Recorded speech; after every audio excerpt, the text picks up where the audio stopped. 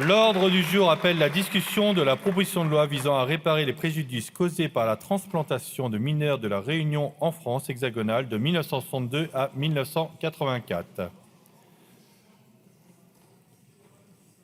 La parole est à Madame Karine Lebon, rapporteure de la Commission des affaires sociales.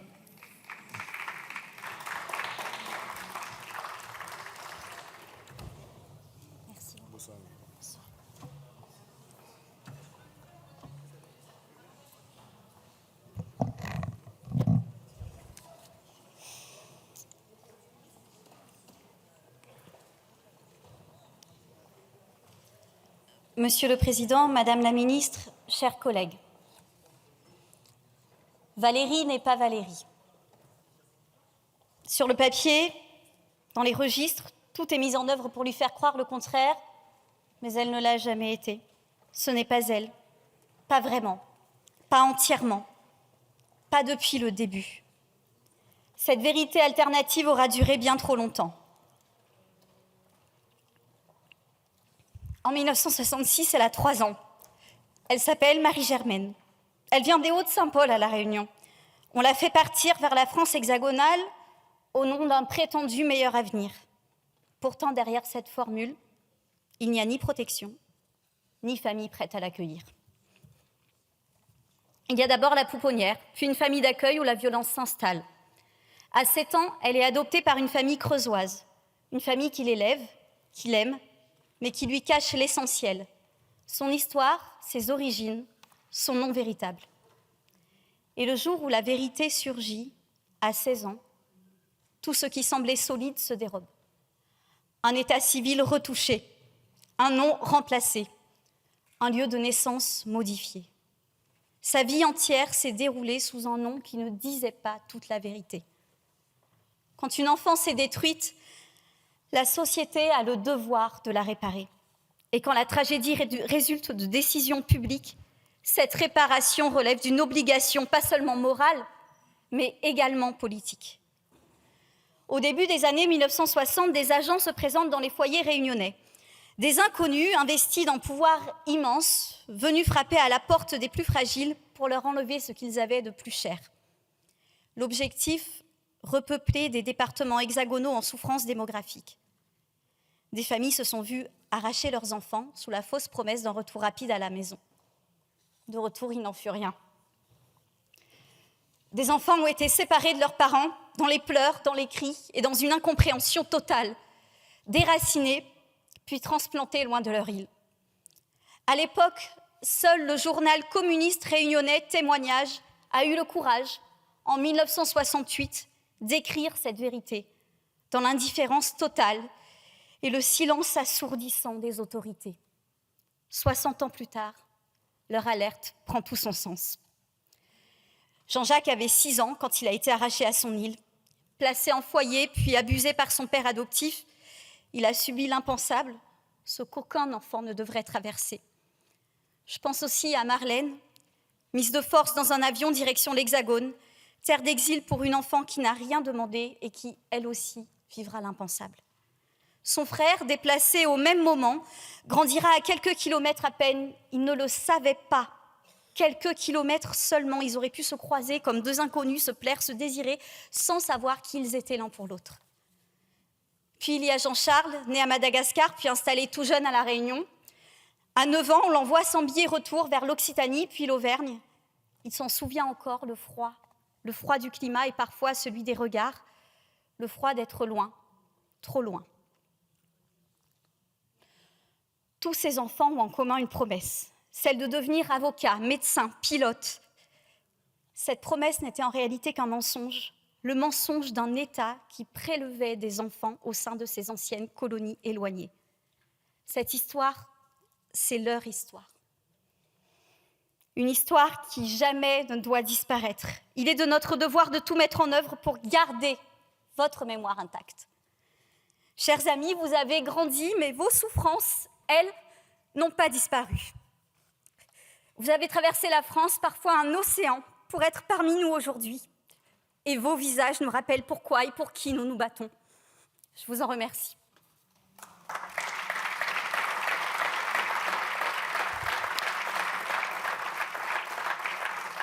Je pense également à toutes celles et ceux, enfants de la Réunion déracinés, qui n'ont pas supporté cette situation, préférant mettre un terme à leur souffrance. Leur absence nous pèse. Ce combat est pour eux, ce combat est pour vous. Mes chers collègues, il y a des propositions de loi qui se discutent et puis il y a celles qui nous regardent. La proposition de loi qui nous réunit aujourd'hui nous fixe avec la gravité des vies qu'on n'a pas su protéger, avec la patience des survivants qui ont appris à attendre, non pas par choix, mais parce que la République tardait à entendre.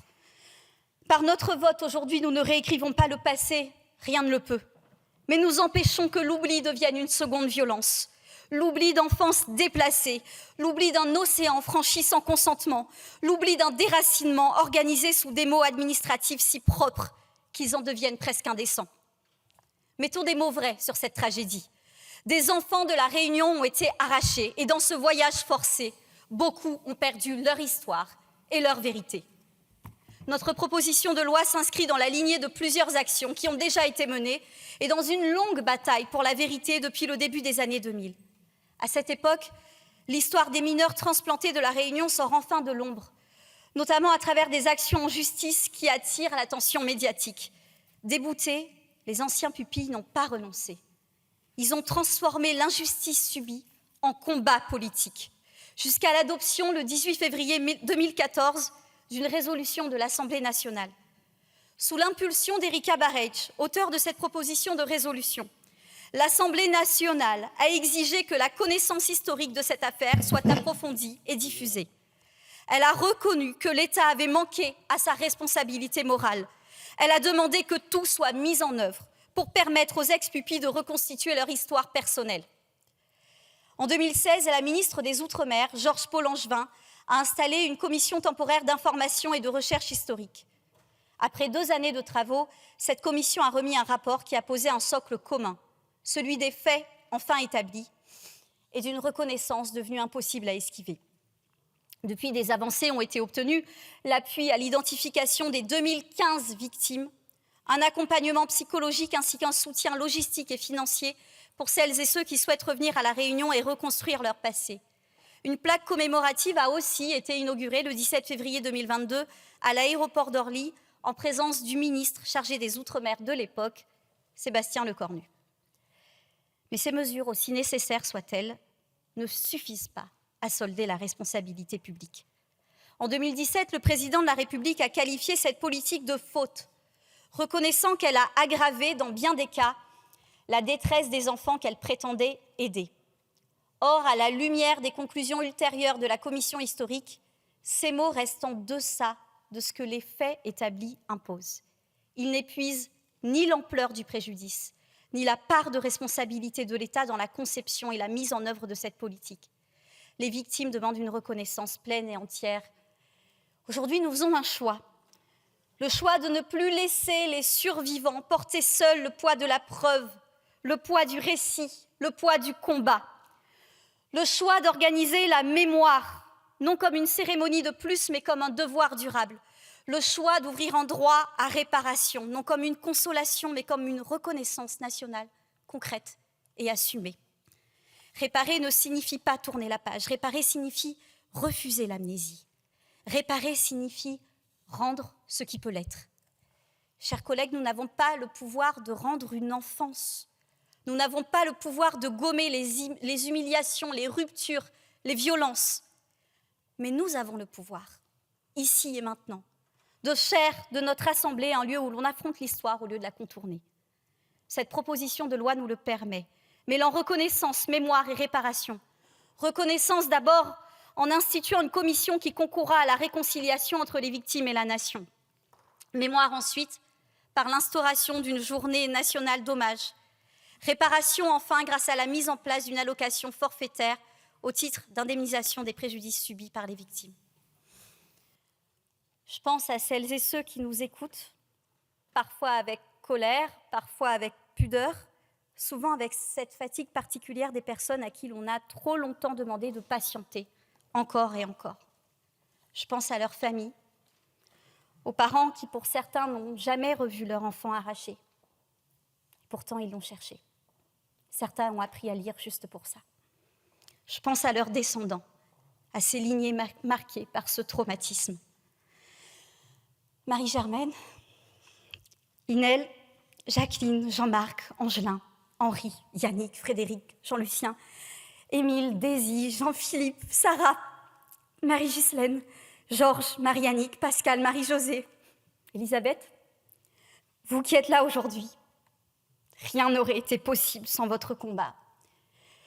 Je suis fière d'avoir pu être votre porte-voix ici à l'Assemblée nationale et je sais que je peux compter sur vous pour poursuivre ce combat sur tous les terrains, le temps qu'il faudra. Je vous remercie.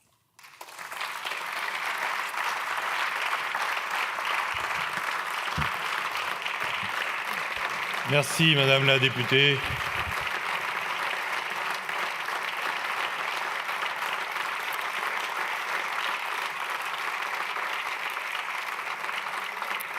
La parole est à Madame Naïma Moutchou, ministre des Outre-mer.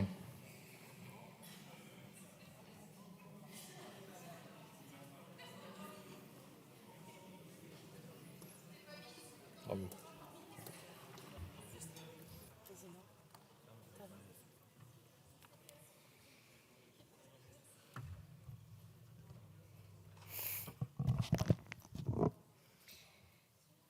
Monsieur le Président, Madame la rapporteure, chère Karine Lebon, Monsieur le Président, cher Frédéric Valletoux, Mesdames et Messieurs les députés, la proposition de loi qui nous réunit ce soir n'est pas un texte ordinaire. Ça n'est pas davantage un texte symbolique. Voilà un texte, un de ces grands textes, qui nous pousse à regarder en face un épisode bien sombre de notre histoire commune. Ce texte, c'est une mémoire que l'on sort de l'oubli. C'est la reconnaissance d'un déracinement, d'un traumatisme. C'est un texte de réparation et, je le souhaite, un texte de réconciliation.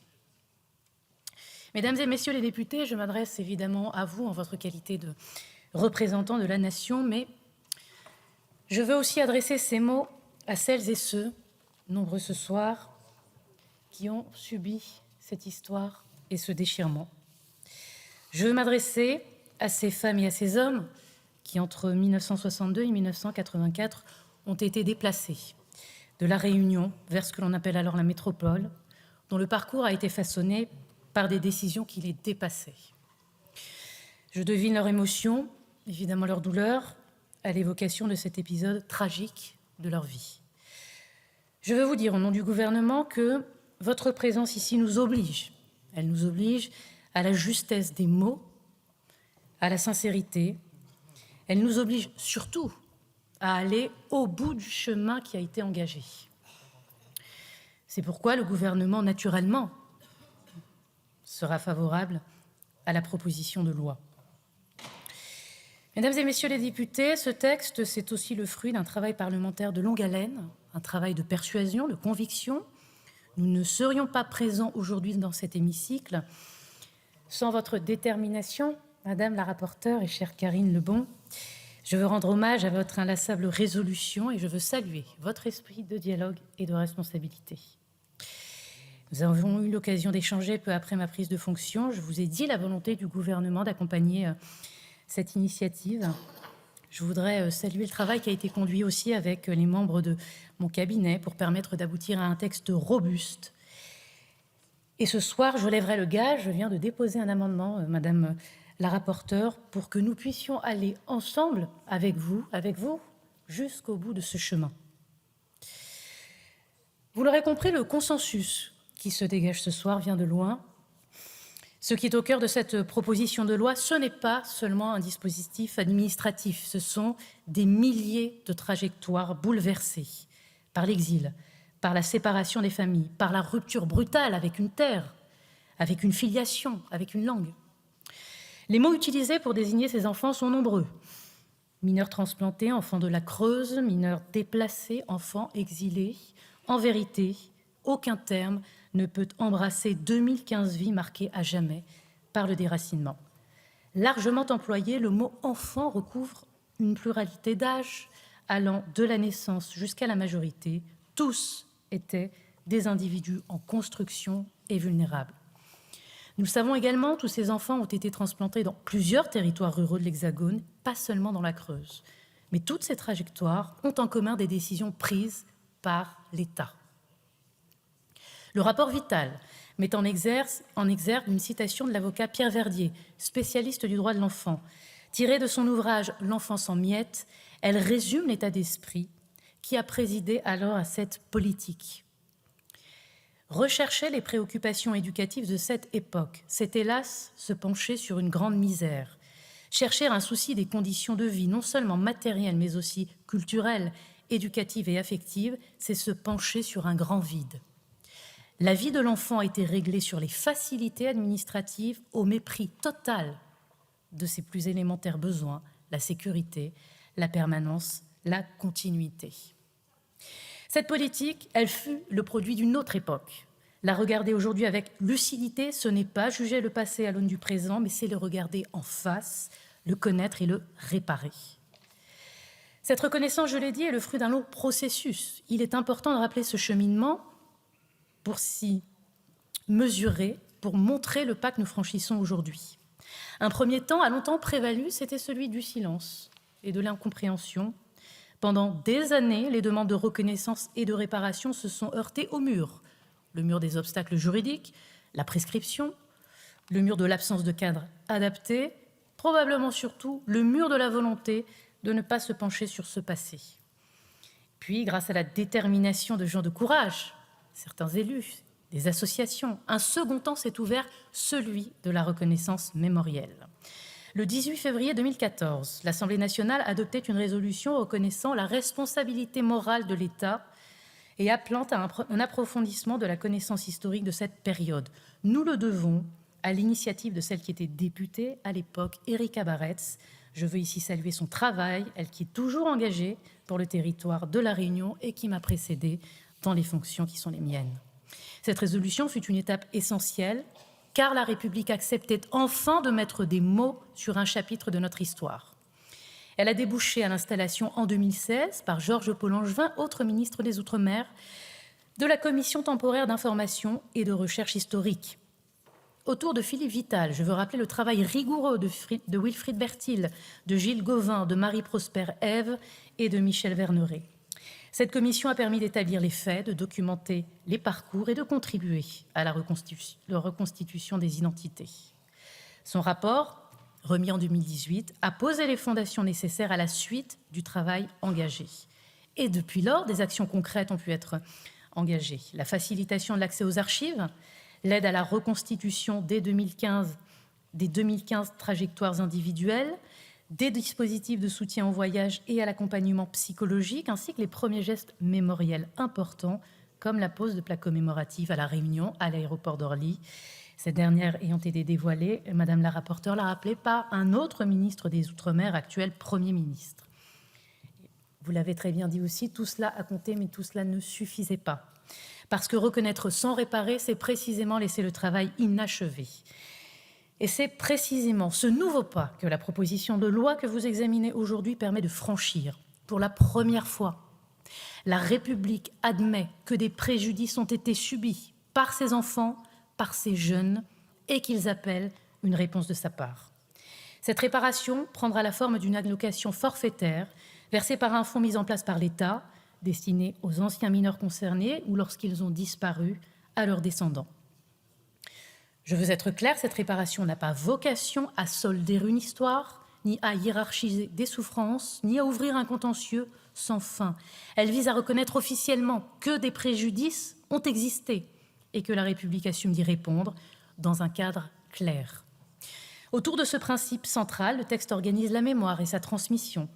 Il crée une instance dédiée qui est pensée comme un lieu de diffusion, de dialogue. Cette commission sera chargée de veiller à la mise en œuvre des recommandations déjà formulées, de porter une politique de réconciliation entre les anciens mineurs, leurs descendants, les associations, les collectivités et l'État, et de garantir à cette histoire une place pleine et entière dans l'enseignement, dans la formation des travailleurs sociaux et la recherche. La création dans le département de la Creuse d'un lieu de mémoire à vocation culturelle, éducative et de recherche participe à cette exigence. Elle dit que la mémoire ne se limite pas à un territoire, elle dit que l'histoire de ces enfants déracinés appartient à celle de la nation tout entière. Enfin, le texte inscrit cette reconnaissance dans le temps long de la République par l'instauration d'une journée nationale d'hommage fixée au 18 février. Mesdames et messieurs les députés, cette proposition de loi ne se laisse pas enfermer dans des lectures polémiques de l'histoire. Elle veut affirmer une chose aussi simple qu'essentielle. La République est capable de reconnaître, de réparer et de transmettre, et loin de l'affaiblir. J'ai la conviction que ce travail lucide renforce notre nation. Depuis mon arrivée au ministère, la jeunesse dans les Outre-mer est au cœur de mon action parce qu'une nation qui n'offre pas d'avenir à sa jeunesse se fragilise durablement. À l'occasion de mes déplacements, je vois partout du talent, de l'envie, une capacité à faire, à inventer, à créer, mais je vois aussi les difficultés et je vois le sentiment d'abandon trop souvent ressenti. C'est aussi pour cette jeunesse que nous agissons aujourd'hui, pour que la promesse d'égalité républicaine ne soit pas un mot abstrait, pour dire qu'elle se construit dans la vérité et dans la reconnaissance, et bien sûr dans la capacité de l'État à assumer ses propres responsabilités. Donner de l'espoir aux jeunes dans les territoires ultramarins aujourd'hui, c'est aussi assumer ce qui a été fait hier. C'est pourquoi je veux dire aux femmes et aux hommes qui furent ces enfants déplacés, cette proposition de loi n'efface pas ce que vous avez vécu, mais elle dit que la République vous a entendu, qu'elle vous reconnaît. En soutenant cette proposition de loi, le gouvernement soutient un texte de justice et de dignité. Et tout ceci, à la fin, nous ramène à une question essentielle, et je sais qu'elle nous rassemble, une question récurrente. Et reconnaissons-le, une question qu'on pose depuis longtemps, restée en suspens. Quelle est la place des Outre-mer dans la République ? Les Outre-mer ne sont ni une périphérie intégrée, ni une singularité à traiter à part. Ils sont une part constitutive de l'identité de la nation. Ils disent que la République, ce sont des mémoires, des cultures, des trajectoires différentes, mais unies et indivisibles autour de ces valeurs. Lorsque cette place est pleinement reconnue, lorsque l'égalité ne se discute plus mais s'exerce concrètement, alors la stratégie devient lisible pour tous. C'est celle d'une République qui n'ajuste pas ses principes selon les territoires, mais qui les applique avec la même exigence partout. C'est à cette clarification que je m'emploie aussi. Et c'est aussi à cela que contribue le texte que vous examinez aujourd'hui. Je vous remercie. Merci Madame la Ministre. Je vais suspendre. J'aimerais voir un responsable par groupe, s'il vous plaît. On se suspend pour 1 minute. La séance est suspendue.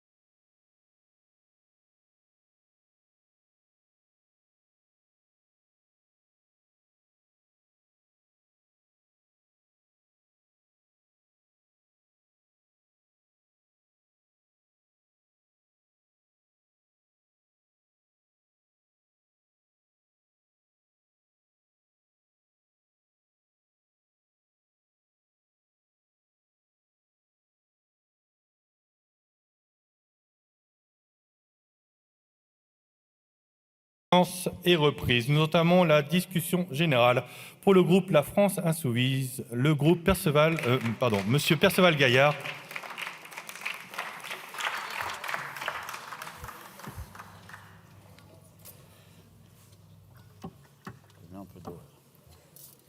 Merci. Pour 4 minutes. Merci, Monsieur le Président, Madame la Ministre.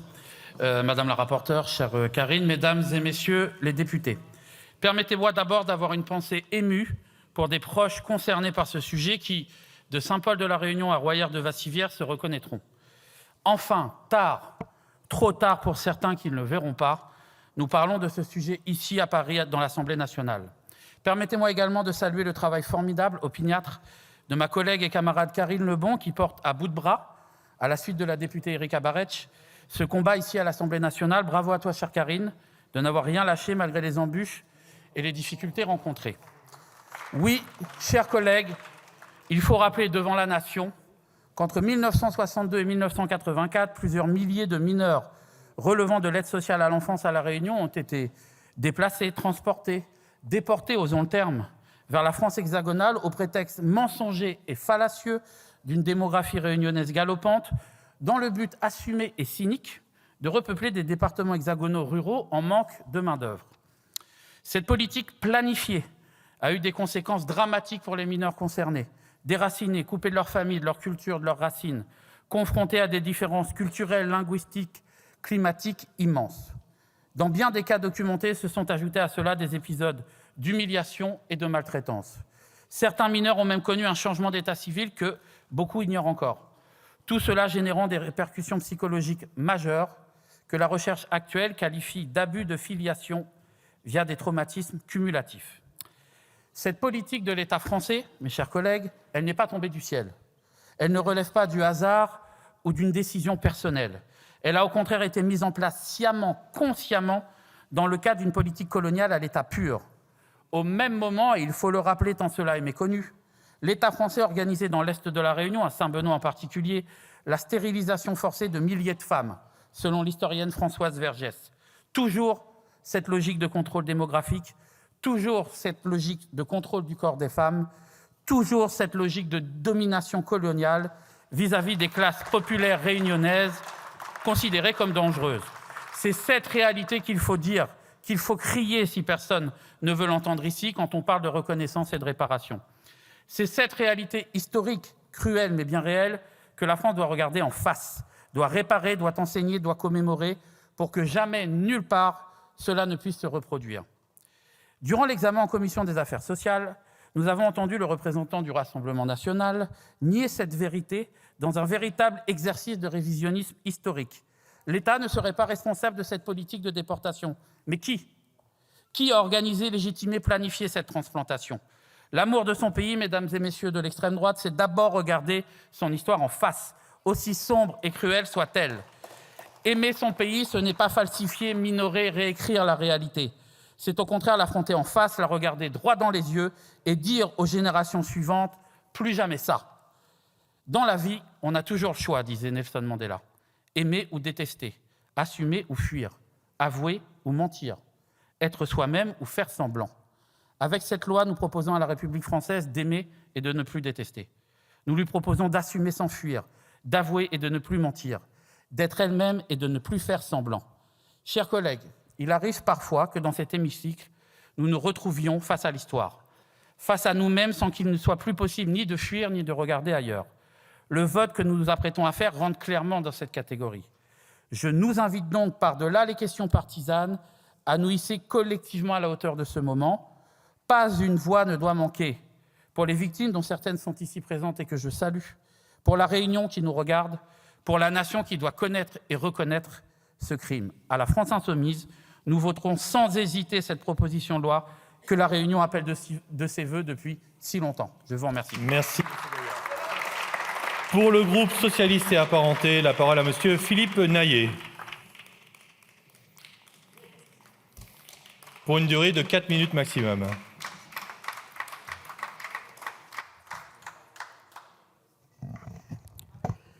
Monsieur le Président, Madame la Ministre, Madame la rapporteure, Mes chers collègues, ce soir, nous sommes en séance pour rappeler un moment terrible de notre histoire et faire un pas, nous l'espérons tous, sur le chemin de la réparation. Cette proposition de loi touche à la mémoire et à la dignité de milliers d'enfants réunionnais, 2015 très exactement, qui ont été arrachés à leur famille, arrachés à leur terre, arrachés à leur culture, arrachés à leurs repères de 1962 à 1984 pour être transplantés dans l'Hexagone en vue du repeuplement de 83 départements hexagonaux victimes de l'exode rural. En effet, dans le cadre de la politique de migration mise en place par le BUMIDOM, le Bureau pour le développement des migrations intéressant les départements d'outre-mer, avec l'aide de la DAS, la Direction départementale des affaires sanitaires et sociales, qui en avait la tutelle, des milliers d'enfants ont été prélevés à La Réunion pour être transplantés dans des familles hexagonales.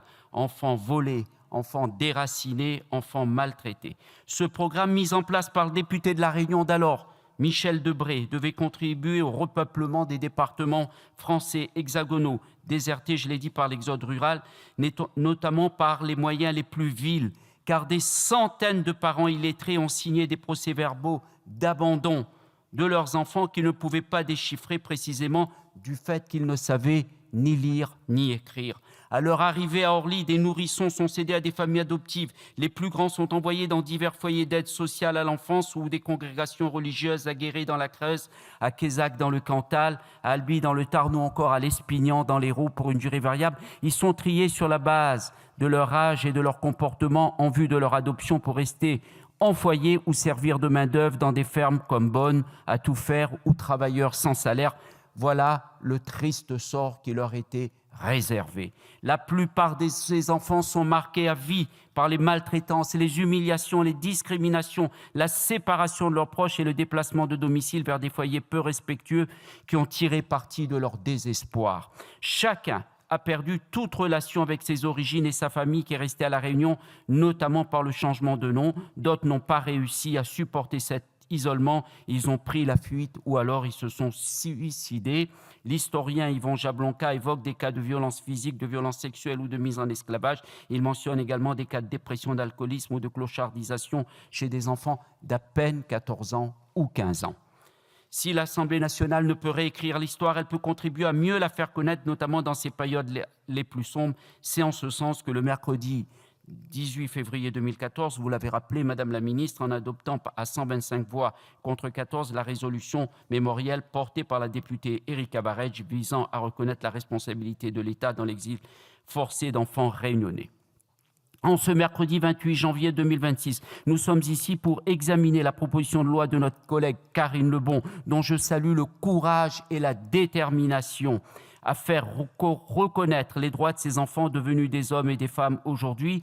Il est de notre devoir à tous d'accorder une attention particulière à cette page de notre histoire dont on ne parle ni dans les médias, ni dans les livres d'histoire, ni dans les manuels scolaires, afin que justice soit rendue à ces milliers d'innocents. Nous soutenons pleinement cette proposition de loi qui crée un dispositif d'accompagnement et de mémoire robuste par la mise en place d'une commission de reconnaissance des ex-mineurs réunionnais transplantés, d'une allocation valant réparation, d'une maison d'accueil et de protection de l'enfance dans la Creuse et d'un jour d'hommage.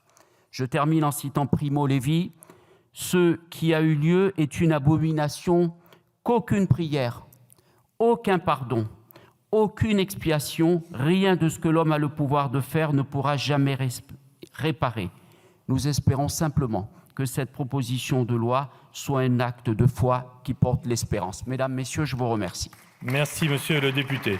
Pour le groupe La Droite Républicaine, la parole à Monsieur Nicolas Ray pour une durée de 4 minutes maximum.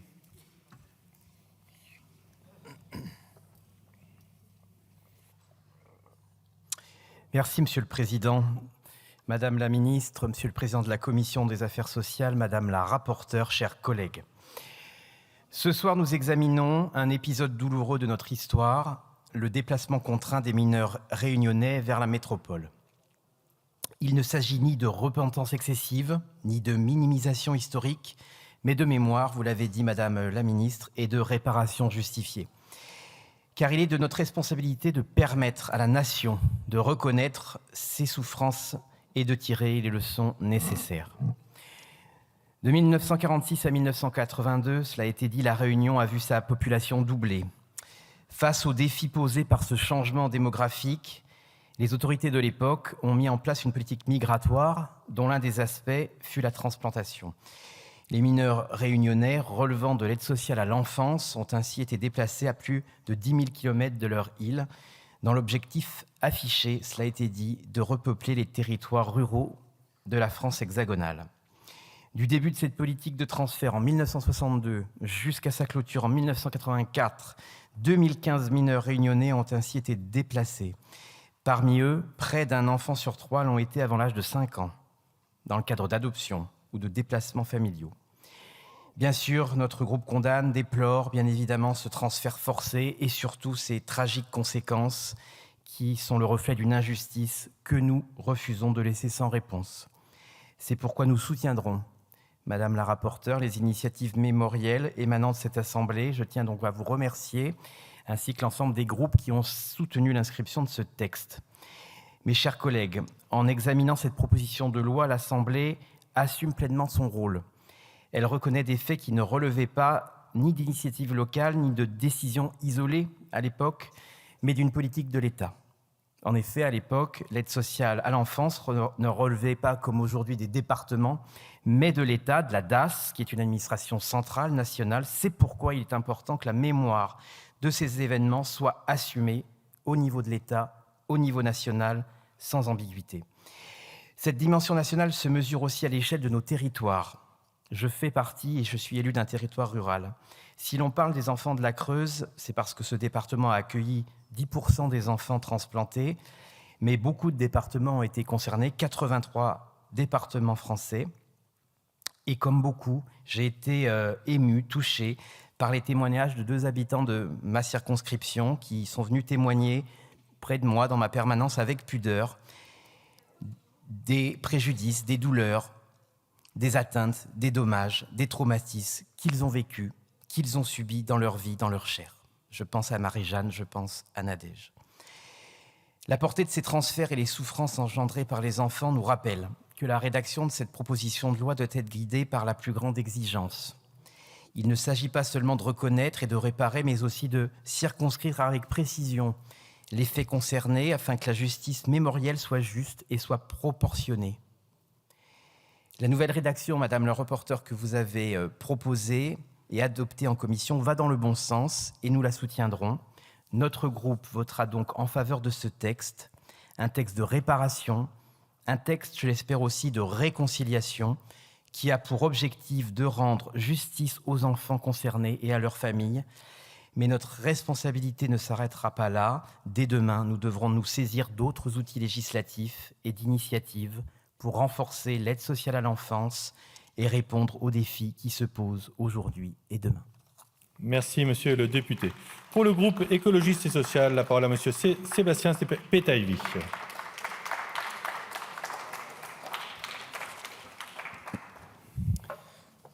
Monsieur le Président, Madame la Ministre, Monsieur le Président de la Commission, Madame la rapporteure, mes chers collègues, nous sommes emmenés à nous prononcer aujourd'hui sur un pan de notre histoire que nous avons longtemps refusé de voir, celle du rapt de plus de 2015 enfants de la Réunion pendant 20 ans.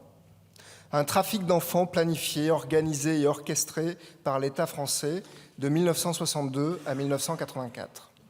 Destinés à repeupler les campagnes de l'Hexagone, ces enfants ont été traités comme des données démographiques et des objets transplantables selon les intérêts économiques de la France. Dès 1963, les services de la DAS organisent la déportation d'orphelins de la Réunion. La cadence s'accélérera et des familles pauvres et nombreuses seront elles aussi manipulées pour signer des papiers d'abandon parental. On leur promet un avenir meilleur pour leurs enfants et des retours réguliers sur l'île.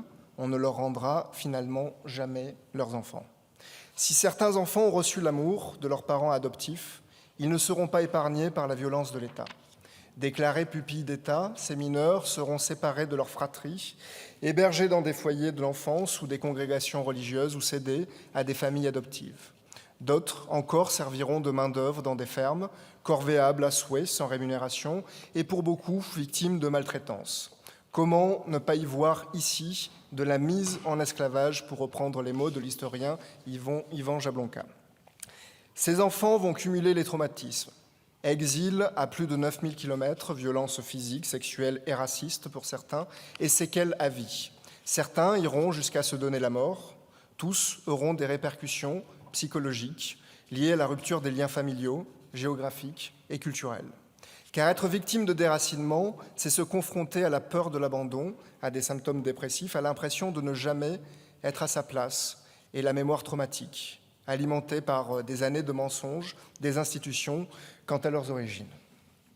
Cette politique s'inscrit d'ailleurs dans la droite lignée des pratiques de stérilisation et d'avortement forcé sur des milliers de femmes à La Réunion. La proposition de notre collègue Karine Lebon prolonge le travail entrepris en 2014 par la députée Erika Barrett et pose la nécessaire réponse à l'exigence de vérité, de reconnaissance et de réparation envers les victimes et leurs familles. La commission que cette proposition de loi crée permettra de poser un cadre national de reconnaissance et de réconciliation, alors que seulement 10% des victimes se sont fait connaître. Nous devons lever le voile sur les données que l'administration a dissimulées aux familles. Mais reconnaître n'est pas suffisant, car répondre de ces actes implique aussi de réparer le préjudice commis. L'allocation financière proposée dans ce texte n'effacera jamais les souffrances des victimes. Il est impossible de rendre des vies volées.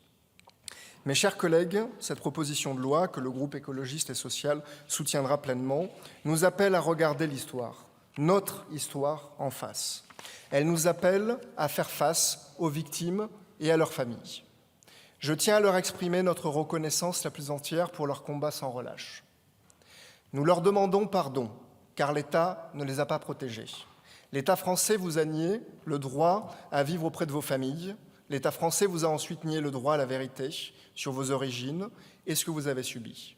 Nous vous devons au moins aujourd'hui le droit à la justice et à la réparation. Merci. Merci, monsieur le député. Pour le groupe Les Démocrates, la parole est à madame Perrine Goulet pour 4 minutes maximum. Merci, Monsieur le Président, Madame la Ministre, Monsieur le Président de la Commission, Madame la rapporteure, chers collègues. Imaginez un instant.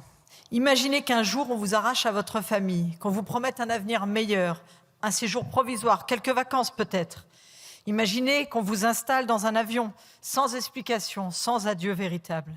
Et qu'à l'arrivée, on vous sépare de vos frères et de vos sœurs et on vous disperse, seuls dans les structures, aux 4 coins d'un territoire qui vous est inconnu. C'est cela qu'ont vécu 2015 enfants réunionnais entre 1962 et 1984. C'est à eux que je pense aujourd'hui, à leur silence, à leur regard, à leurs récits fragmentés, souvent murmurés, parfois criés, à ces vies cabossées par une décision qui les dépassait. Je nous revois, chère Karine, il y a presque un an, au moment du dépôt de ce texte, ensemble, à leur côté, déterminés à faire reconnaître ce qui avait trop duré, la faute de l'État. Quelques mois plus tôt, tu étais venu me parler de cette histoire. Tu étais venu me dire l'indicible. Tu m'as raconté ces enfants de ton territoire, de La Réunion, arrachés à leur île, à leur famille, à leur identité. À travers toi, j'ai découvert une page sombre de l'histoire de notre pays, une politique froide, méthodique, assumée. Pour repeupler certains territoires de l'Hexagone, l'État a organisé le transfert massif d'enfants réunionnais. Les archives le prouvent. Ce ne fut ni une erreur, ni un accident. Ce fut une politique planifiée, validée et exécutée par les plus hautes instances de l'État qu'aucun gouvernement n'a remis en cause pendant très longtemps. L'État a menti aux parents. Il leur a promis une scolarité, un avenir du bonheur. La réalité fut tout autre. Une main-d'œuvre bon marché, des placements abusifs, des violences physiques, sexuelles et psychologiques. Les services sociaux, des préfets, des juges, des médecins ont participé à ce système. Des enfants ont été déclarés abandonnés, pupilles de la nation, alors que leurs parents étaient vivants, aimants et n'avaient jamais consenti à cette séparation. Des documents ont été falsifiés, des convois organisés, et ces enfants ont grandi dans l'ignorance de leurs origines, privés de leur langue, de leur culture, de leur histoire. On leur a volé leur enfance, on leur a confisqué leur identité, on a nié leur dignité. Aujourd'hui, ces enfants sont devenus adultes. Ils portent encore les cicatrices de ces années d'exil et d'abandon. Dépression, sentiment de déracinement, difficulté à se reconstruire, à se raconter, et beaucoup cherchent encore les parents et les frères et les sœurs. Pendant des décennies, leur histoire a été étouffée, les archives fermées, les témoignages minimisés, le silence organisé. Si la vérité a commencé à émerger, c'est grâce à leur combat, à votre combat. Vous qui êtes présents aujourd'hui, grâce à votre courage, grâce à votre refus obstiné de l'oubli. Alors oui, l'État doit reconnaître pleinement sa responsabilité. Le texte que tu portes, chère Karine, est essentiel. Il porte les moyens d'exercer la mémoire. Il permet que ces faits soient transmis, compris, enseignés, pour que jamais, plus jamais, notre pays ne reproduise cela. Mais se rappeler ne suffit pas. Face à une faute d'une telle gravité, l'État doit aussi réparer. Réparer par la reconnaissance, réparer par l'indemnisation, réparer par des actes à la hauteur de l'injustice subie. Aujourd'hui, nous avons un devoir de vérité, un devoir de justice, un devoir de mémoire pour ces enfants, pour leurs familles, pour les générations futures. Aujourd'hui, c'est à nous qu'il revient de rendre tout cela possible, de réparer ce qui a été brisé, de rendre justice à celles et ceux à qui elle a été trop longtemps refusée. La dignité de ces victimes, de vous, même ici présents, ne peut plus attendre. Nous sommes donc à tes côtés, ma chère Karine, aux côtés des enfants de La Réunion, pour que l'État répare l'injustice qu'il a causée. Je vous remercie. Merci, Madame la députée. Pour le groupe Horizon et Indépendants, la parole à Monsieur Paul Christophe.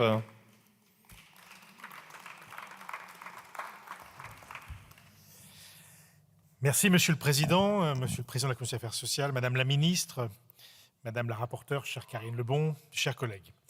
Entre 1962 et 1984, plus de 2000 mineurs originaires de La Réunion ont été déplacés vers la France hexagonale. Pris en charge par l'aide sociale à l'enfance, ces enfants ont été envoyés dans des départements métropolitains, principalement ruraux. Cette initiative répondait alors à des objectifs démographiques, économiques et de lutte contre l'exode rural, tristement jugés prioritaires. Cette politique n'a que tardivement trouvé sa place dans le débat public national et demeure encore aujourd'hui insuffisamment connue de nos concitoyens. Ces déplacements n'étaient pas le fruit des décisions individuelles librement consenties, ils relevaient de choix administratifs, violents et souvent opaques. Pensés à l'échelle des territoires, ces choix ont été mis en œuvre sans considération effective de l'intérêt supérieur des enfants, ni respect de leurs droits fondamentaux. De nombreux parents n'ont pas été informés de la portée réelle des décisions prises. Les fratries ont été séparées, les liens familiaux rompus, sans perspective de retour ni de reconstruction. Beaucoup de ces enfants ont ensuite grandi dans un environnement culturel, social et affectif profondément éloigné de celui dans lequel ils avaient été élevés. Pour certains, cette transplantation s'est accompagnée d'une atteinte durable à leur identité, allant jusqu'à des modifications de leur état civil. À cela se sont ajoutées pour certains des situations de maltraitance, de violence, d'abandon, voire même d'exploitation. Les conséquences psychologiques et sociales de ces situations se sont prolongées bien au-delà de l'enfance. La souffrance évoquée ici ne se présente pas de manière uniforme, mais entraîne des effets constants. Perte de repères, difficulté à se construire, sentiment d'injustice durable. Depuis plus de 20 ans, un travail progressif a permis de faire émerger cette vérité. La médiatisation des témoignages au début des années 2000, l'engagement constant des associations, puis la résolution adoptée par l'Assemblée nationale en 2014 ont constitué des étapes importantes. Les travaux de la Commission nationale, présidée par Philippe Vital, ont ensuite permis de documenter précisément les faits, d'identifier les victimes et de mesurer l'ampleur des défaillances. Mais la reconnaissance à elle seule ne suffit plus. Il nous revient de faire perdurer leur héritage. Voter cette proposition de loi, c'est assumer avec lucidité les conséquences dramatiques de ces faits et franchir aussi une étape décisive. La mémoire et la réparation ne sont pas des symboles creux. Elles incarnent l'engagement de notre droit en faveur du devoir, de la justice et du respect de la personne humaine. Elles participent également à la transmission d'une réalité historique indispensable à la compréhension de notre passé collectif. Cette proposition de loi, votre proposition de loi, chère Karine, vise à établir pleinement ce qui a été vécu, à rétablir une dignité et à permettre aux personnes conservées d'achever leur parcours mémoriel avec la considération qui leur a trop longtemps été refusée.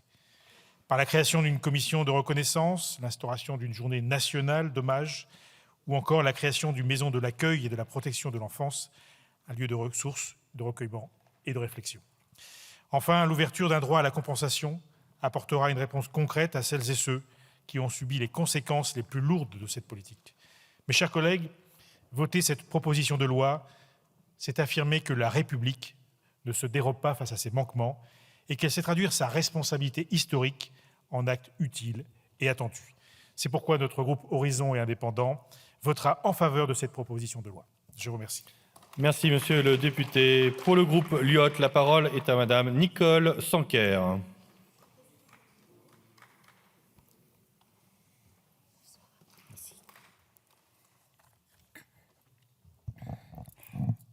Merci, Monsieur le Président, Madame la Ministre, Monsieur le Président de Commission, Madame la rapporteure, Mesdames et Messieurs, mes chers collègues.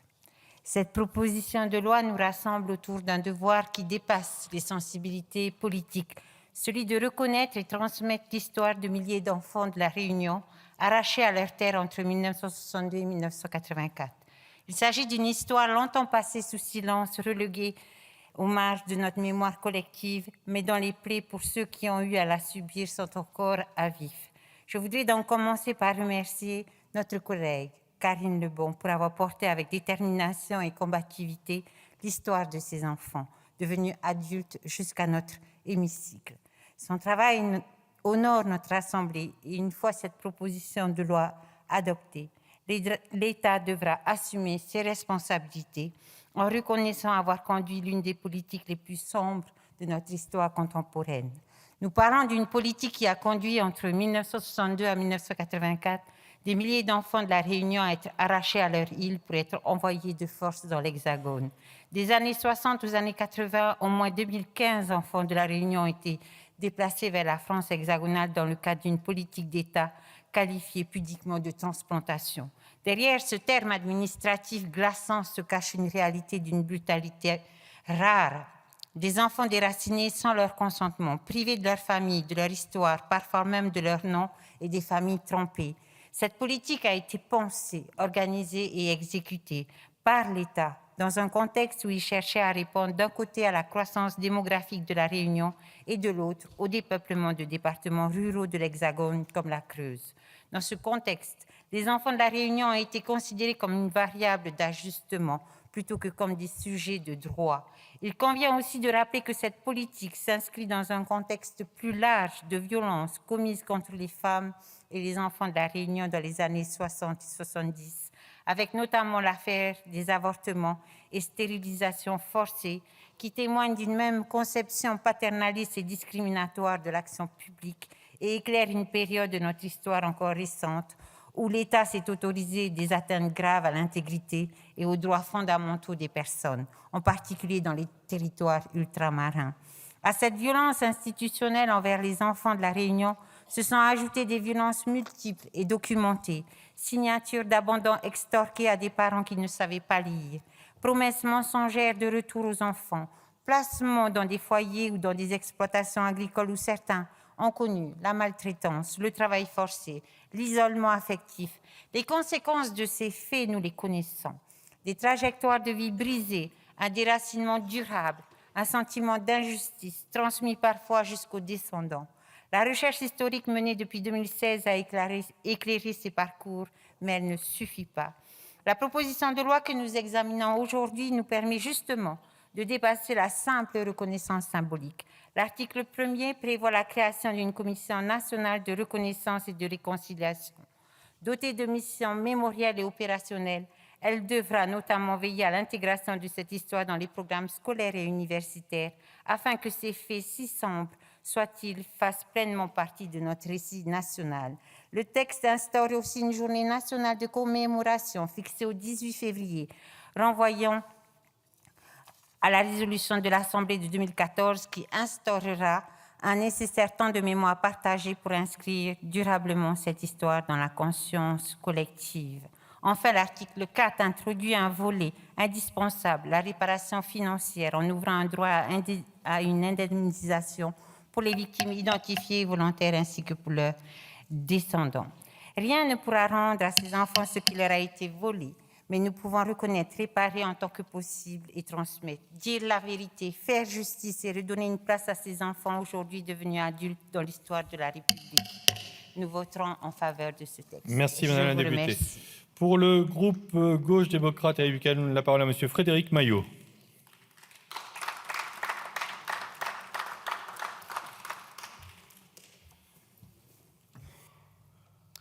Monsieur le Président, Madame la Ministre, Madame la rapporteure, chère Karine et mes chers collègues. Madame la Ministre, moi j'étais au collège, j'étais plus précisément en 4e, quand un artiste anticolonialiste, un poète anticolonialiste de La Réunion sortait un nouvel album qui s'appelait Bois Rouge. Étant profondément amoureux de la culture réunionnaise sous toutes ses formes, je m'empresse d'aller découvrir cet album et un titre me marque plus particulièrement, ce titre s'intitulait Bébert, dans laquelle cet artiste évoquait toutes les formes d'exil, toutes les formes de déracinement et de politique d'exil menées par l'État colonial français à La Réunion. Il évoque notamment l'ordonnance Debré. Vous savez, c'est cette ordonnance du 15 octobre 1960 où le Premier ministre français Michel Debré autorise le pouvoir public à procéder à l'exil forcé en métropole des fonctionnaires des départements d'outre-mer accusés de l'ordre public. J'ai une pensée là juste à l'instant pour Christentin et je me rends compte que quand on sème encore le trouble à l'ordre colonial français, notamment Kanaki, on les envoie toujours en métropole pour faire de la prison. Il évoque aussi le Bumidum et il évoque la Creuse. Et l'éducation nationale chez nous, donc l'école, qui encore aujourd'hui a pris le parti de nous enseigner timidement, très timidement, l'histoire de notre propre pays, l'histoire régionale. C'est donc naturellement vers ma mère que je me tourne et je lui pose cette question. Maman, que ça y les enfants la Creuse. Et elle me dit, mais qui t'a parlé de ça? Et je lui réponds à mon tour, c'est Daniel Waro, le poète anticolonialiste qui l'évoque dans une chanson. Et là, je vois un visage se crisper un petit peu. Et elle me dit de façon très laconique, ce fut un temps où on arrachait des enfants de leur famille pour envoyer vers la Creuse, pour repeupler la Creuse. Elle n'a rien dit de plus et j'ai bien compris à ce moment-là que je touchais à une histoire sensible. Et ce n'est que quelques années plus tard que j'ai poussé ma curiosité sur cette histoire et j'ai bien compris que cette histoire était en vérité un scandale d'État. Cette histoire que beaucoup appellent communément les enfants de la Creuse. Mais pour ma part, je me refuserai toujours de vous appeler ainsi, parce que je me refuse. Et il est hors de question que l'on vous définisse par ce qu'on vous a fait subir. Vous êtes des enfants de La Réunion, vous n'êtes pas des enfants de la Creuse. Vous êtes des enfants de la Fournaise, vous n'êtes pas des enfants de la Creuse. Vous êtes un peu de mes oncles, vous êtes un peu de mes tantes, vous êtes un peu de mon père, vous êtes un peu de ma mère. Parce qu'au vu de l'année de naissance de mon père et de ma mère, ils auraient bien pu faire partie de ce terrible voyage. Vous êtes des enfants dont la vie a basculé quand vous avez vu arriver cette petite voiture rouge et sortir de cette petite voiture rouge Jacqueline Payette qui était nulle autre que la femme du directeur de la DAS de l'époque. Vous êtes les victimes d'une politique orchestrée par Debré qui avait peur parce que la natalité augmentait. Et il savait que la politique qu'il menait à La Réunion n'était pas une politique pour sortir La Réunion de cette précarité grandissante. Il savait qu'une natalité en hausse avec un taux de mortalité qui chutait allait être une menace politique. Alors, il a décidé de vous arracher de vos familles avec la complicité de la DAS et de l'aide sociale à l'enfance. Depuis, votre histoire, notre histoire, est sortie du silence par des politiques qui ont mené des combats à vos côtés, par des associations, et je pense à Racine Caf qui a mené des actions à vos côtés. Je pense à William Kali qui a consacré un reportage pour mettre la lumière là-dessus. Et la bataille que mène ma collègue Karine Lebon est de plus en plus importante, car une fois que les coupables sont connus, une fois que la lumière est faite, qu'en est-il de la réparation? Alors oui, il faut réparer pour reprendre la main sur l'histoire. Réparer n'efface pas l'injustice, mais elle empêche qu'elle devienne l'héritage éternel. Réparer, ce n'est pas faire un cadeau aux victimes, c'est réparer, c'est assumer des dettes envers l'humanité, c'est rompre avec le silence. Et on le sait que le bourreau tue toujours deux fois, une fois par l'oubli, la deuxième fois par le silence. Alors réparons pour ne pas oublier, réparons pour rendre justice, parce qu'il ne peut pas avoir d'humanité solide bâtie sur des injustices non rétablies, parce que tel est le sens de notre engagement, parce que tel est le sens du texte défendu par ma collègue Karine Lebon. Rendrons justice à ces Réunionnais pour qui Michel Debré, homme d'État, a volé leur enfance. Merci, monsieur le député. Pour le groupe Union des droites pour la République, monsieur Éric Michou.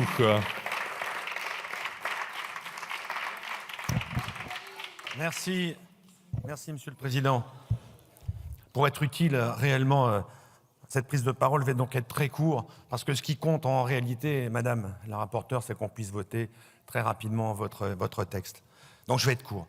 Madame la Présidente, Madame la Présidente. Pardon. Monsieur le Président, c'était comme ça inscrit. Madame la rapporteure, mes chers collègues, ouais, un moment de rigolade quand On est même. plus à ça près, quoi. Dans ces temps qui courent, allez savoir. Entre 1962 et 1984, plus de 2000 enfants réunionnais ont été déplacés vers la France hexagonale. Ces enfants ont été arrachés à leur famille, à leur culture, à leur vie même.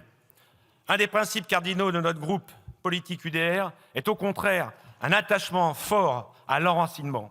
Arracher un enfant à sa terre, à son identité et à ses repères est un traumatisme extrême et durable. À ce titre, Madame la rapporteure, nous comprenons votre combat législatif. Il est digne. Il est remarquable. Votre prétexte était émouvant. Il fallait arrêter, j'arrivais aux larmes. Je vous dis vraiment merci, madame. Merci. Je souhaite souligner l'application de mon collègue Bartholomé Lenoir, député de la Creuse, qui a rappelé en commission « La Creuse et les Creusois ne sont en rien responsables de cette décision ». D'ailleurs, comme l'a dit très justement notre collègue tout à l'heure, ils ne sont pas les enfants de la Creuse, ils sont les enfants de leur père, de leur mère, de leur territoire, mais pas les enfants de la Creuse. Sur plus de 2000 enfants déplacés, 200 ont été accueillis en Creuse. Donc je vous remercie, Madame la rapporteure, d'avoir apporté une modification au texte en ne soulignant pas la notion d'enfant de la Creuse à nouveau, parce que les Creusotins n'ont ni décidé la situation, ni organisé aucun déplacement. Nous saluons donc cette décision. En ce sens, je tiens à rappeler que nous comprenons votre combat et votre émotion, et je vous le dis aussi la mienne que j'ai pu ressentir tout à l'heure, et le groupe UDR votera donc pour. Voilà, j'ai été court. Merci. Merci, monsieur le député. Pour le groupe Rassemblement national, monsieur Théo Bernhardt.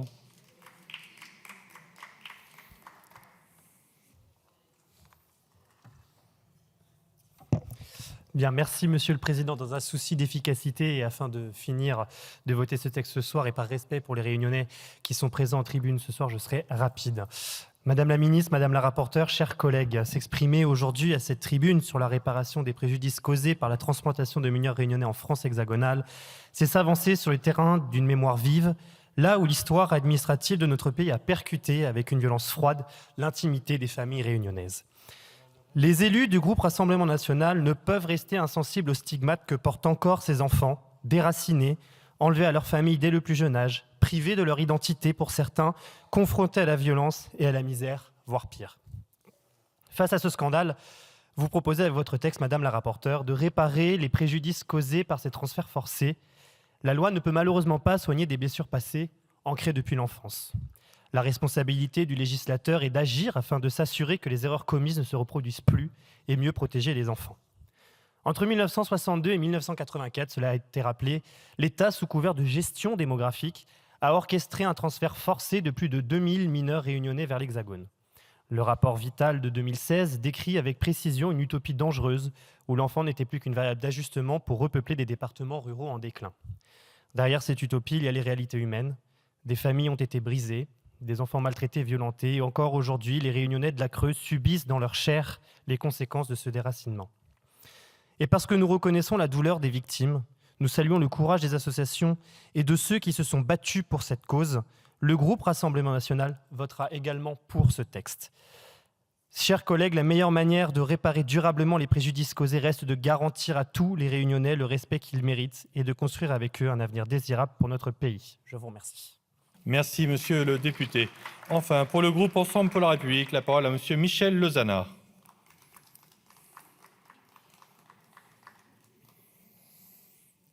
Pour 4 minutes maximum. Oui, monsieur le président. Merci, monsieur le président, madame la ministre, monsieur le président de la commission des affaires sociales, madame la rapporteure. Chers collègues, donc, ça a été dit, entre 1962 et 1984, plus de 2000 enfants réunionnais, souvent orphelins ou en situation de grande vulnérabilité, ont été arrachés à leur territoire dans le cadre d'une politique de transfert vers la France hexagonale, menée notamment par le Bureau pour le développement des migrations dans les départements d'outre-mer. Près d'un tiers de ces enfants avaient moins de 5 ans, certains à peine 3 ans. Ils ont été dispersés dans 83 départements, notamment les plus touchés par l'exode rural, comme la Creuse. Ce déplacement se traduit par un déracinement brutal, par la séparation des fratries, comme l'ont établi les rapports de l'IGAS, par de graves carences, des violences éducatives et parfois des violences physiques et sexuelles. Pour cela, les conséquences ont été durables et profondes. La proposition de loi que nous examinons aujourd'hui concerne donc une page douloureuse de notre histoire. Depuis plus de 10 ans, la représentation nationale a engagé un travail indispensable. En 2014, une résolution de l'Assemblée nationale demandait déjà à l'État de permettre aux anciens mineurs de reconstituer leur histoire personnelle. Ce travail s'est aussi nourri de parcours individuels. En 2018, à la suite du témoignage de Jacqueline Augier, élue de mon équipe municipale, j'avais interpellé le président de la République. Cette même année, le président Emmanuel Macron a reconnu solennellement la faute de l'État, une faute ayant, je le cite, aggravé la détresse des enfants qu'elle souhaitait aider. Cette reconnaissance d'une portée historique appelée des actes concrets, c'est précisément l'objectif de cette proposition de loi. Notre groupe soutient pleinement ces mesures, Madame la rapporteure. Nous saluons également le travail que vous avez mené en lien étroit avec les parlementaires, le gouvernement, les associations, et je tiens à saluer ceux qui sont présents en tribune aujourd'hui. C'est aussi grâce à leur travail et à leur persévérance que nous examinons ce texte. En commission, vous avez, Madame la rapporteure, amené des modifications. Ces ajustements garantissent une approche à la fois précise, équilibrée et respectueuse de la réalité historique, permettant de rendre justice à toutes les victimes. Nous sommes bien dans une juste reconnaissance d'une faute de l'État français et d'un préjudice. Pour l'ensemble de ces raisons, le groupe Ensemble pour la République votera cette proposition de loi transpartisane. Je vous remercie. Merci, monsieur le député. La discussion générale est close. J'appelle maintenant dans le texte de la commission les articles de la proposition de loi. Je vous informe que sur le vote de la proposition de loi, je suis saisi par le groupe écologiste et social d'une demande de scrutin public que je fais annoncer dans l'Assemblée. Article 1er, amendement numéro 1, pour la clarté des débats, on s'est limité à une minute et on a un défi, c'est de finir à minuit, sinon nous devrons clôturer. Monsieur Gaillard. Merci, Monsieur le Président. Alors, cet amendement, c'est simplement une demande de rapport pour que la Commission remette chaque année au gouvernement, au Parlement, finalement un rapport afin de dresser un état des lieux de l'avancée de ses missions et de faire un bilan sur ses moyens. Merci, Monsieur le député. Madame la rapporteure, pardon. Merci, Monsieur le Président. Alors, cette demande de rapport, moi, je comprends tout à fait l'objectif qui est annoncé. J'entends que c'est pour une meilleure transparence, mais il me semble que ça alourdira le texte et il me semble que ça pourrait être de nature à empêcher un vote conforme au Sénat. Alors, on se prend à rêver un vote conforme, peut-être qu'on rêve grand, mais je crois que ce soir, on peut. Alors, pour ces raisons, je vous demanderai une demande de retrait et puis, à défaut, un avis défavorable. Merci. Vous retirez ? Il est retiré, merci. L'amendement numéro 2, Monsieur Gaillard. Alors, pareil, c'est un amendement qui, là, vient à compléter le texte. En fait, par rapport à la composition de la commission, le texte précise qu'il y aurait donc, sur les 15 membres, 4 personnes qui ont été victimes de cette déportation. Et nous, on voudrait aussi spécifier que les personnes qui seront dans cette commission seront choisies en fonction de leurs connaissances ou des qualifications relatives à l'histoire de la Réunion et de la politique de transplantation d'enfants en France hexagonale. Merci. Madame la rapporteure. Merci, Monsieur le Président. Nous serons favorables à cet amendement. Effectivement, ça va mieux en le disant, ça a l'air évident comme ça, mais c'est toujours mieux de le spécifier. Alors, favorable. Merci. Madame la ministre. Même avis. Favorable. Je mets aux voix cet amendement à main levée. Qui est pour ? Qui est contre ? Il est adopté. Je mets aux voix l'article 1er à main levée. Qui est pour ? Qui est contre ? Il est adopté. Je mets aux voix à main levée l'article 2. Qui est pour ? Qui est contre ? Il est adopté. À l'article 4, l'amendement numéro 5, Madame Lebon. Rédactionnel. Madame la ministre. Favorable. Qui est pour ? Qui est contre ? Il est adopté. L'amendement numéro 4, Monsieur Naillet. Oui, merci, Monsieur le Président. Très rapidement, c'est un amendement qui vise à reconnaître que les ayants droit des personnes décédées ayant subi cette transplantation, ces ayants droit-là puissent bénéficier de la réparation. Merci, Monsieur le député. Madame la rapporteure. Merci, Monsieur le Président. Monsieur Naillet, vous aviez un amendement qui ouvrait vraiment aux ayants droit. Malheureusement, il a été déclaré irrecevable en raison de l'article 40 et croyez bien que je le regrette. Maintenant, dans la rédaction, la nation se fixe pour objectif, c'est ça, fixer à la nation l'objectif d'étendre le droit à la réparation du préjudice. Je ne sais pas si c'est vraiment à la nation qu'on peut fixer cet objectif. Par contre, on pourra le fixer à la commission. Je pense que ça pourrait être bien. La commission qui est installée à l'article 1er que nous venons d'adopter. Je vous propose une demande de retrait. À défaut, ce sera un avis défavorable pour des raisons rédactionnelles. Merci. Vous retirez, monsieur? Merci. Il est retiré. Amendement numéro 7, madame la rapporteure. Rédactionnel. Madame la ministre, favorable. Qui est pour? Qui est contre? Il est adopté. Amendement numéro 6, rédactionnel. Madame la ministre, favorable. Qui est pour?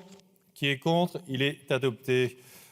Amendement faisant l'objet de sous-amendement, le numéro 8, madame la rapporteure. Rédactionnel. J'ai un sous-amendement, le numéro 10, qui le défend. Allez-y, chers collègues. Oui, merci, Monsieur le Président. L'objet de cet amendement est de fixer par décret d'au moins 3 ans pour les demandes d'indemnisation. Merci, monsieur le député. Madame la rapporteure, sur le sous-amendement. Merci, Monsieur le Président. Effectivement, Monsieur Maillot, vous souhaitez remplacer le délai pour déposer une demande d'indemnisation actuellement fixée à 3 ans par un délai fixé par décret et d'au moins 3 ans. Donc ce sous-amendement, c'est une bonne initiative. Ça me permet d'améliorer mon amendement pour qu'il soit plus fidèle à mon intention de départ. 3 ans, ça paraît en effet trop court pour que chacun ait le temps de réaliser sa demande. Donc renvoyer ce délai au pouvoir réglementaire nous laissera plus de flexibilité tout en sécurisant un délai d'au moins 3 ans pour les victimes. Et donc évidemment, favorable à votre sous-amendement et favorable à mon amendement ainsi modifié. Merci. Madame la ministre. Oui, merci Monsieur le Président. Je comprends la préoccupation effectivement de laisser un peu plus de temps pour que les demandes de réparation puissent être déposées. Et le renvoi au décret permettra de fixer ce délai de manière adaptée. Et ce sera d'ailleurs l'objet de concertation qu'on aura puisqu'on continuera ce travail ensemble. Et donc je suis favorable à l'ensemble. Merci. Je mets aux voix le sous-amendement double avis favorable. Qui est pour? Qui est contre? Il est adopté. Je mets aux voix l'amendement ainsi rédigé. Qui est pour? Qui est contre? Il est adopté. Je mets aux voix l'article 4. Qui est pour? Qui est contre? Il est adopté. Je mets aux voix à l'article 5 l'amendement du gouvernement numéro 11.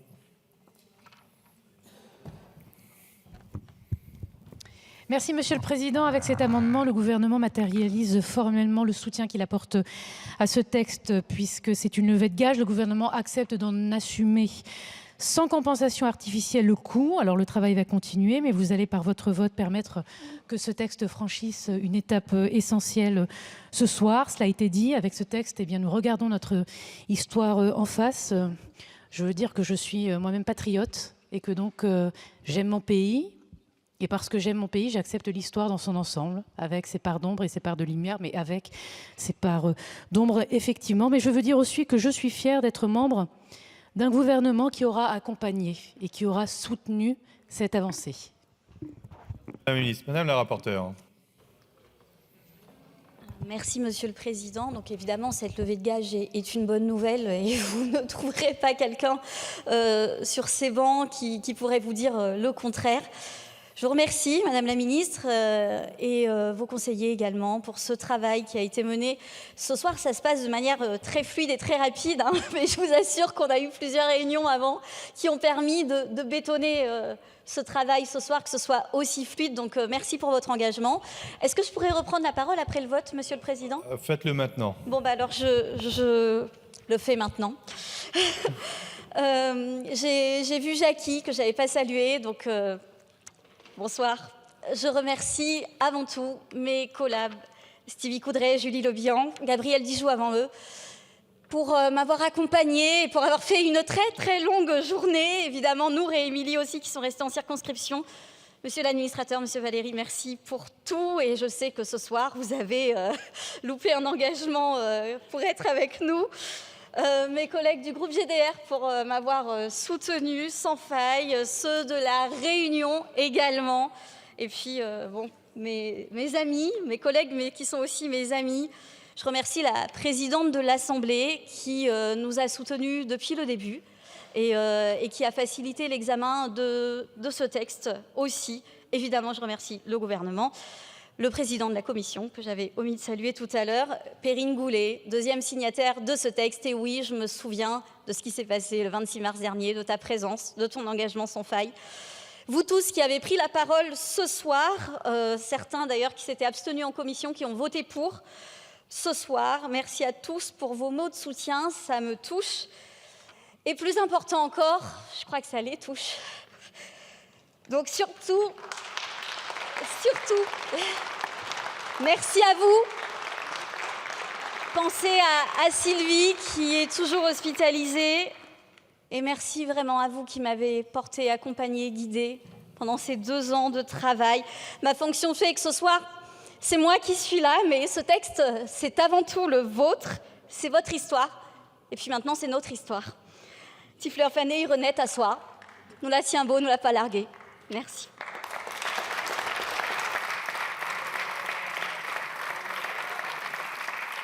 Merci beaucoup, Madame la rapporteure. Alors, je vais mettre au voie l'amendement, au moins le gage.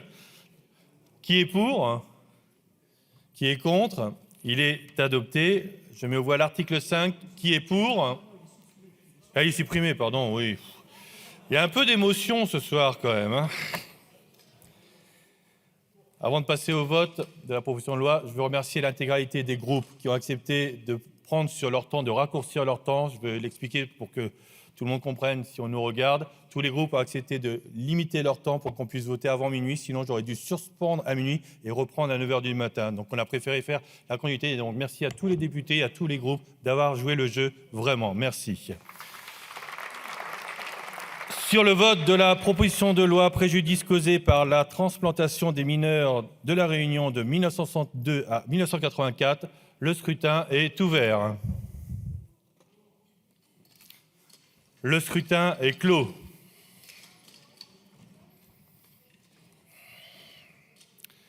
Votant 72, exprimé 72, majorité 37, pour 72, contre 0. L'Assemblée nationale a adopté.